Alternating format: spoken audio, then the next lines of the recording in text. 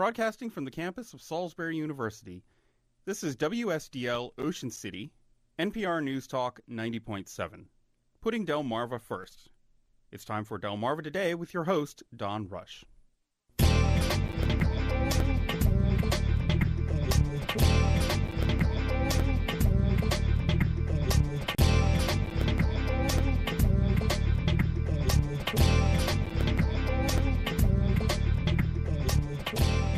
Last year, there were over 578,000 people who experienced homelessness on any given night in the United States. Of that, around 216,000 were in families, 362,000 were individuals, and 9% were veterans. Here in the Eastern Shore, many of the homeless have sought shelter this past week as the region was hit with as much as 8 inches of snow. Our in-studio guests are Jim Barnes, he's with the Christian Shelter, and also Claudia Nagel, who is Executive Director of Diakonia. Welcome to the program. Thank you. Thank you. So, I'll start with you, Jim. So, what has it been like this week with all this cold weather? Obviously, we've had the snow, but we're still experiencing extremely cold temperatures. Have you guys been filled up? What's been the situation with you? Well, we just completed a renovation thing in the shelter, in Christian Shelter. We had an unfortunate accident where the sprinkler system blew off, and we got some serious flooding and had then some major damages. And so we've just gotten through a period of repair and are getting back up and running again. Right now, we're open for families and children, but the men's section hasn't been open yet. But one of the things that we've seen when it gets this cold and it's really this bad outside, why folks find some place to hunker down and just hang in. So there've been occasional emergencies that hit us with where somebody's stuck, but in the main, people don't move around on the street very much when it gets this cold. Claudia, what have you been seeing? Diakonia has a number of programs that serve individuals and families who are homeless or at risk of homelessness. Our emergency shelter has been filled. We have about 40 beds for men, women, and families, and those beds we've been at capacity. You know, some people move out, move in. There's people right behind them to move into those available slots in our housing program. But we've been at capacity. We've seen people coming out on a day that's a little bit warmer for our emergency food pantry that's open every day, and we've had quite a few requests for housing.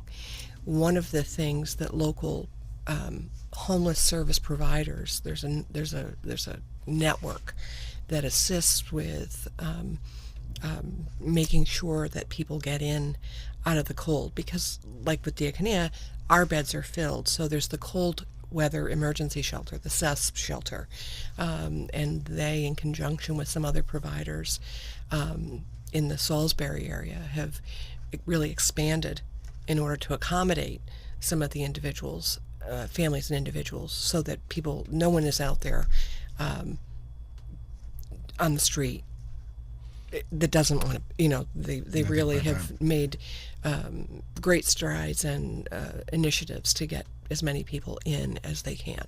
By the way, did either one of you have any sense about how many homeless are, say, in Wicomico County or the area? I mean, is there any? We numbers? just in January there's a HUD requires that you do what they call a point in time count for individuals and families who are experiencing homelessness.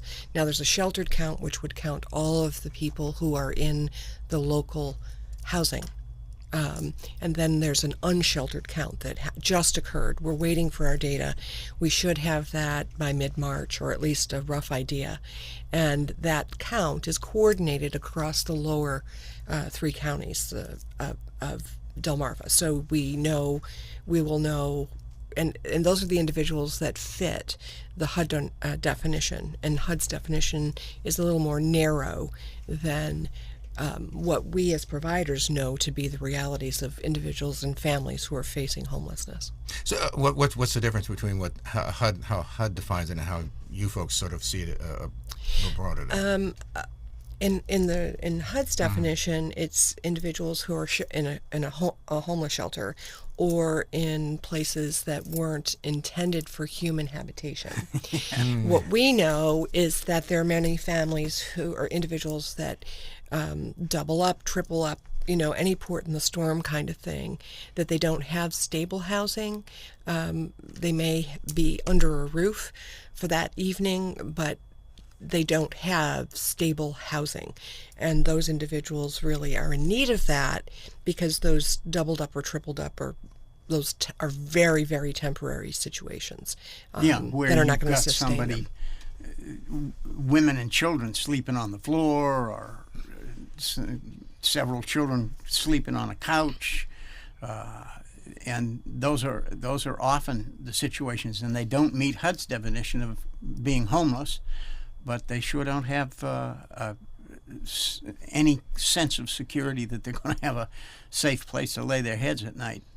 What were the numbers say last year or in previous years? Last year we did a sheltered count, and I unfortunately, Don, I can't You have just the pull numbers those. right? I can't pull those right up. But Over 100 or?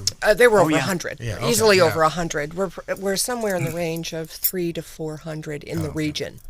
In the region, and because in our county people have a tendency to sort of move around a little bit, and but it's well over 300.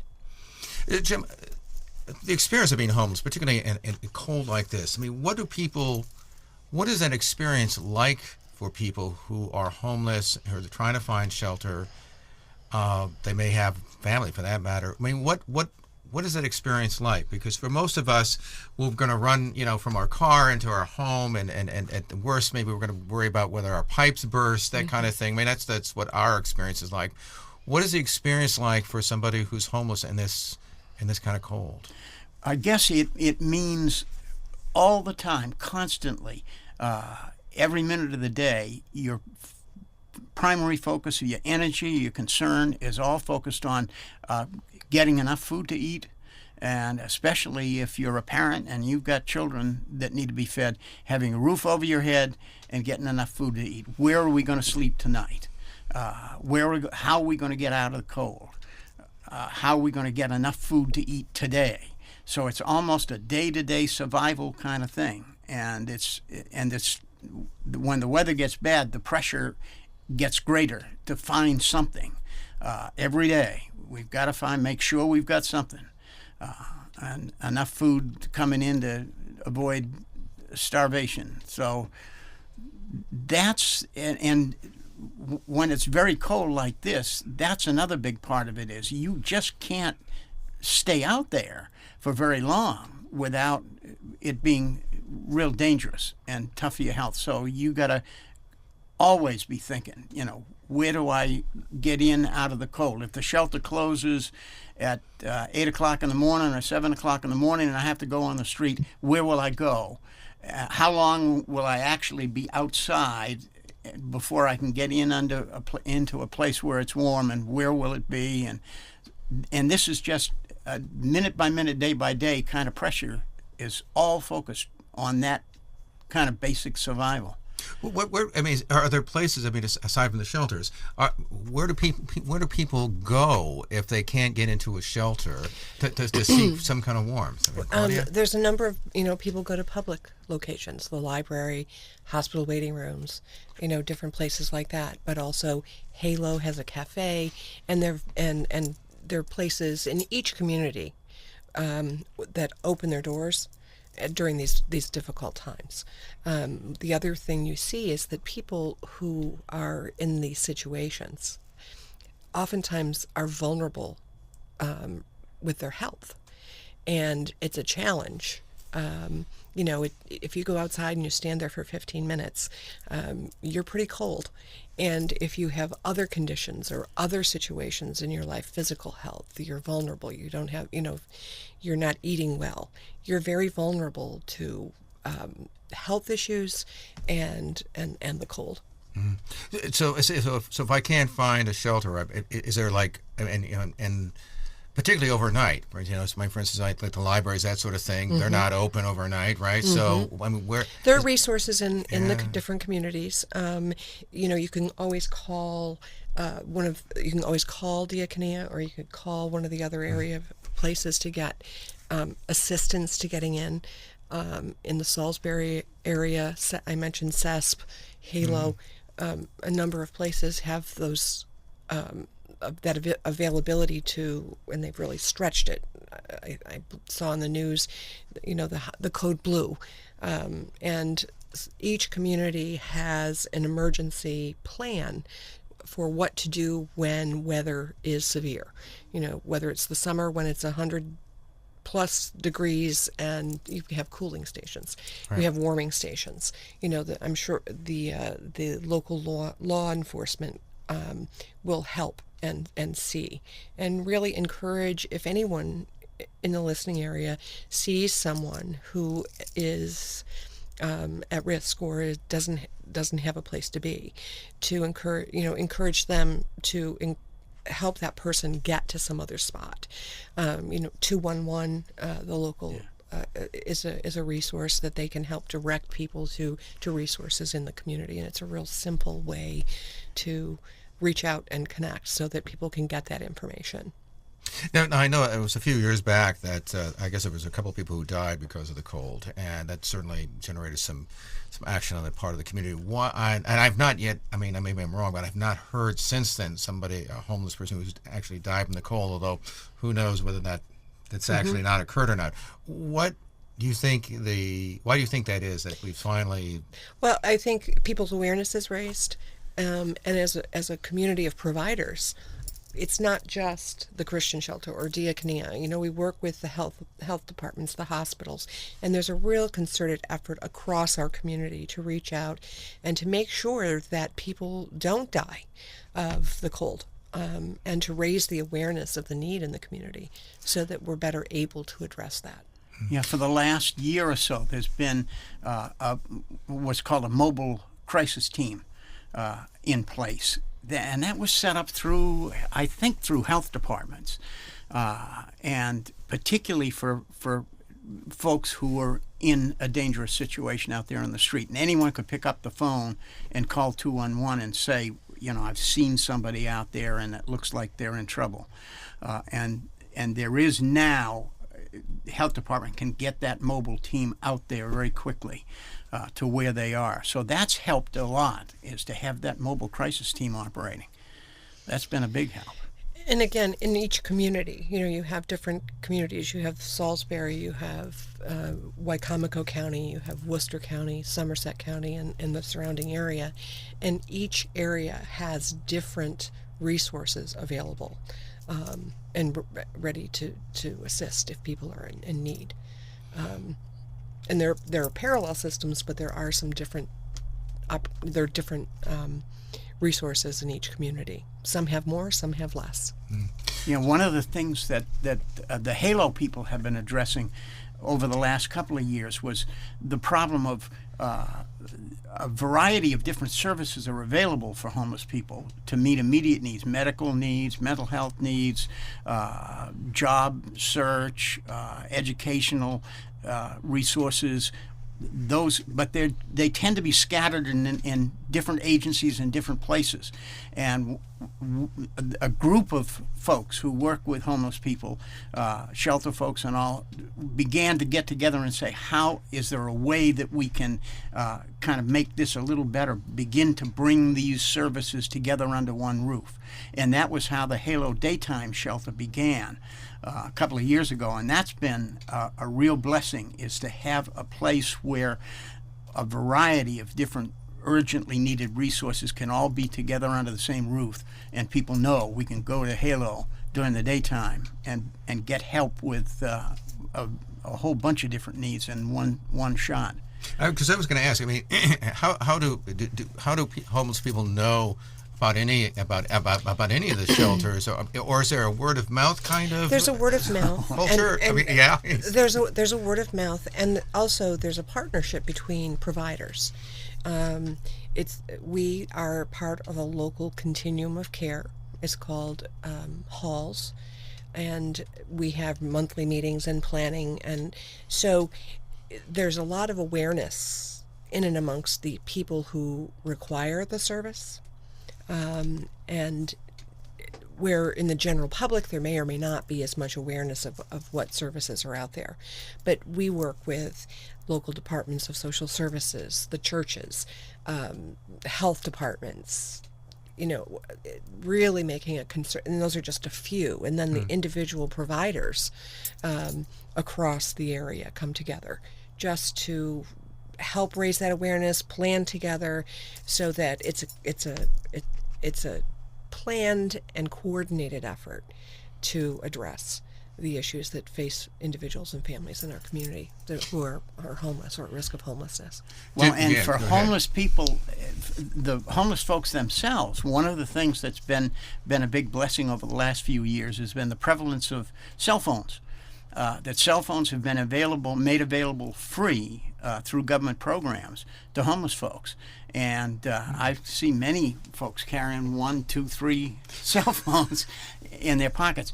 And through the cell phone, then you can very quickly get information on where services and resources are through the use of the cell phone. And the Homeless Alliance of the Lower Shore has been a means of coordinating all our services together and getting information out to folks. So that's improved immensely, I think, in the last 4 years or so. Let me ask you that. So, what kind of impact does being homeless have on individuals? I'll start with you, Jim. Certainly in terms of the adults, but also obviously there are children as well. What kind of impact does it have, and how does one try to move out of that situation of being homeless, which has all these restrictions, to something that might be better for them? What does that do to people when you have to, particularly as you pointed out a moment ago, where all you can really think about is where you're going to be sitting, where you're going to get your next meal, where you're going to be, find your next shelter. It hardly leaves you time to think about whether or not you're going to get up to the next step so you don't have to be homeless. Exactly. It requires a focus of energy and time and concern on basic survival needs from day to day. And for example, there isn't a whole lot of time to think about the children, education and how the children are developing, and plans, any kind of future plans. Long-range planning is when you got to focus on immediate survival. You don't get a chance to sit down and think, where am I going? What do I need to think about for next year? And am I going to be able to get some education, get some training to bump my employment capabilities up? And it makes it very hard to do any kind of serious thought and planning long range, which is one of the things that one of the blessings of the shelter, and what we try to do at Christian Shelter is to give people an opportunity to take some time to begin to think about these things, to sit down with somebody who's on the staff in the shelter and begin to take a longer look at, who am I? What's my life about? And where am I going? And how do I get out of this cycle? So there's some concern about life change that a person who's on the street and struggling to survive from day to day doesn't get an opportunity to really deal with that and think through it carefully. What kind of people are we now looking at? I mean, we've had obviously the Great Recession, and there is some uptick in terms of employment and jobs and so on. But did we see a major change when the recession hit? Is it now changing? What's your sense, either one of you? Well, we've seen, you see more folks who, in a sense, through no fault of their own, folks who were employed and working and maintaining some kind of household and a home, and boom, job goes. And in many cases, an awful lot of us are living almost from month to month, from paycheck to paycheck.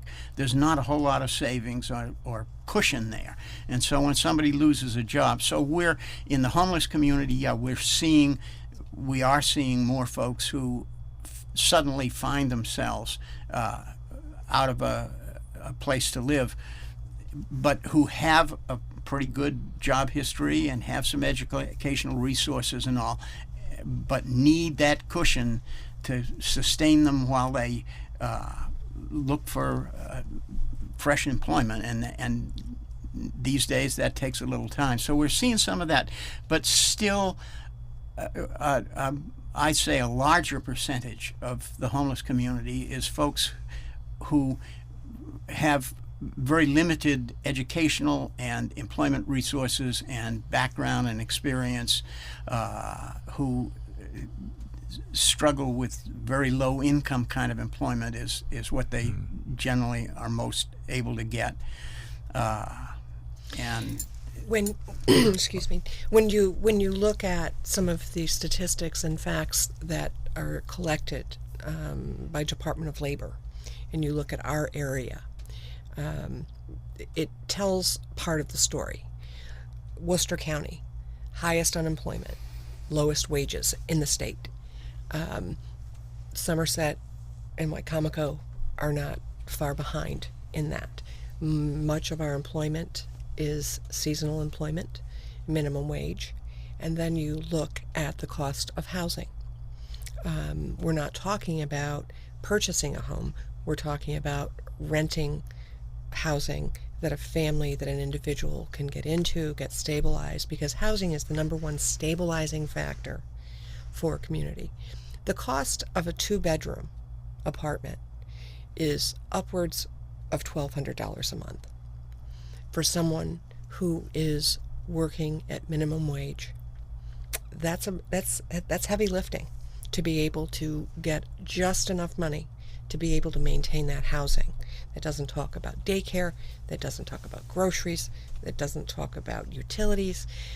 So when folks in general are on that kind of alertness to be able to just provide a roof, or then the other things that go around that you need to be stable, it's a very vulnerable existence. And that's been exacerbated by the recession. And once an individual or family loses those resources, it's a very steep climb to get back on even ground so that they can begin moving forward. Transportation is a challenge in this area. If you're not on a direct bus line,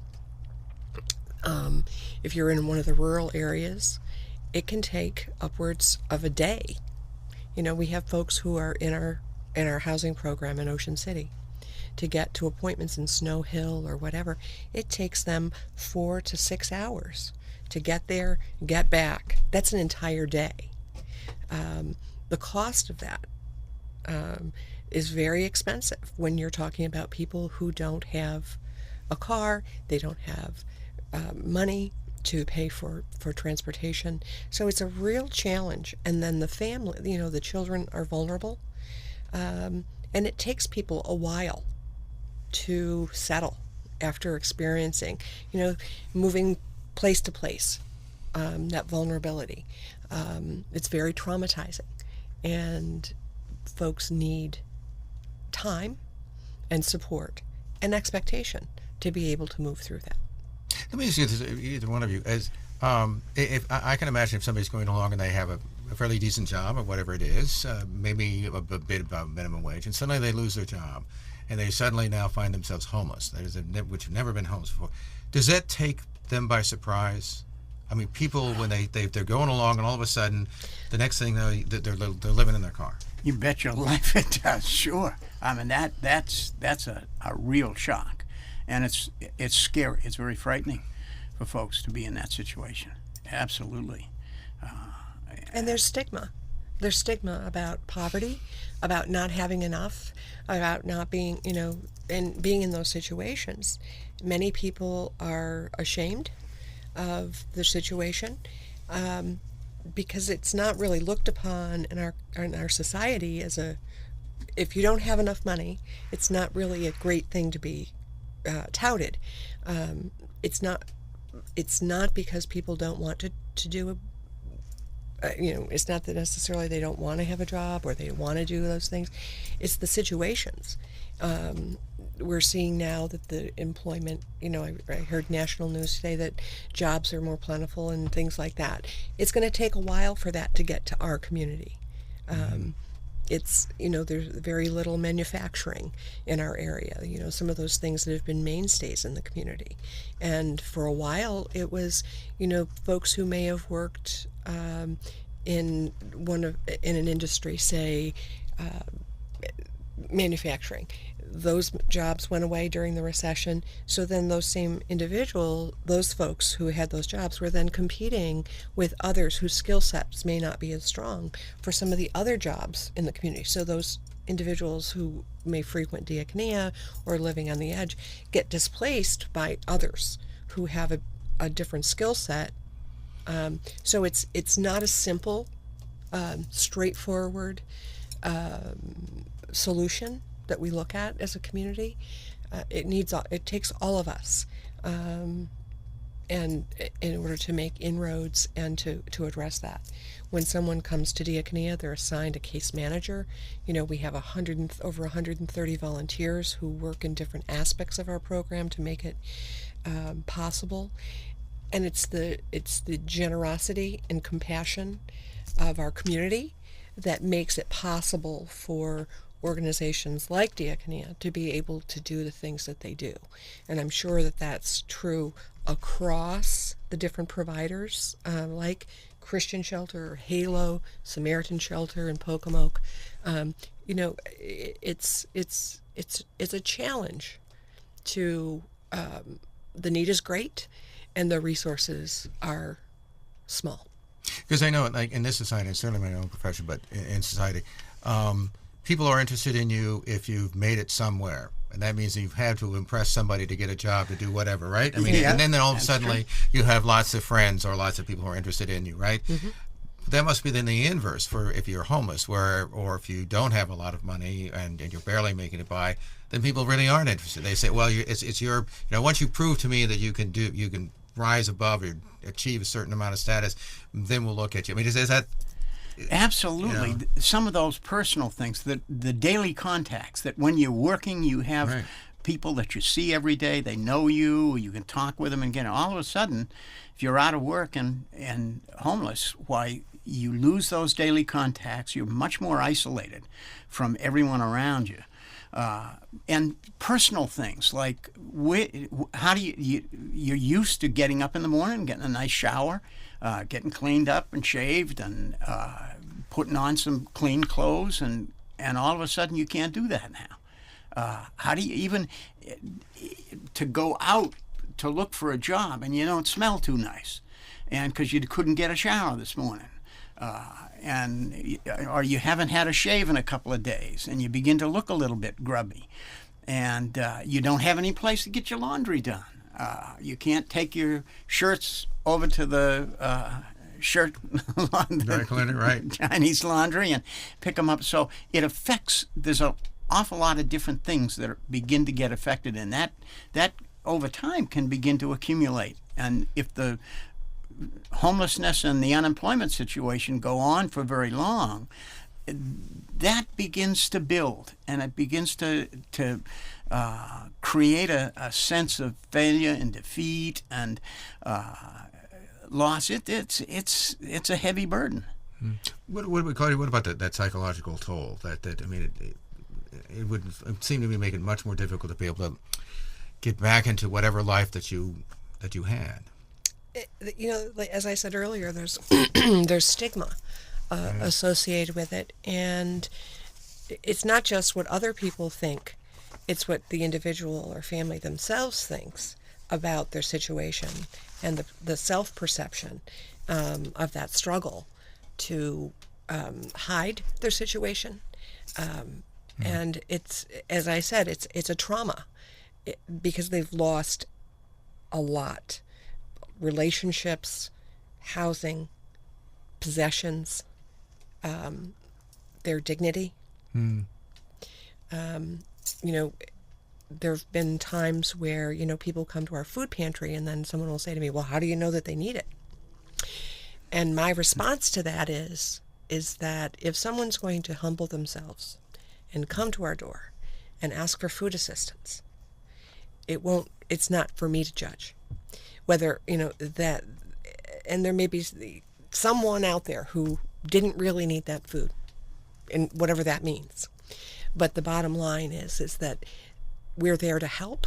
We're there to provide resources, and that's our role. Yeah, I can imagine if you're there asking for Absolutely. help, then the humility alone is got to be we got to tell everything. We've been talking with Jim Barnes, who's with the Christian Shelter, and also Claudia Nagel, who is the executive director of Diakonia. We're talking about the situation with the homeless and, of course, the cold snap. And we appreciate both of you coming in and talking with us. Thanks for your time and interest, Don. This is Delmarva Today. I'm Don Rush, and thanks for listening. This has been Delmarva Today, a production of Delmarva Public Radio. Chris Rank produces and is our audio engineer. Don Rush is your host. For podcasts, visit our website, delmarvapublicradio.net, or subscribe to the Delmarva Today podcast in iTunes. Delmarva Today can now be seen on PAC 14.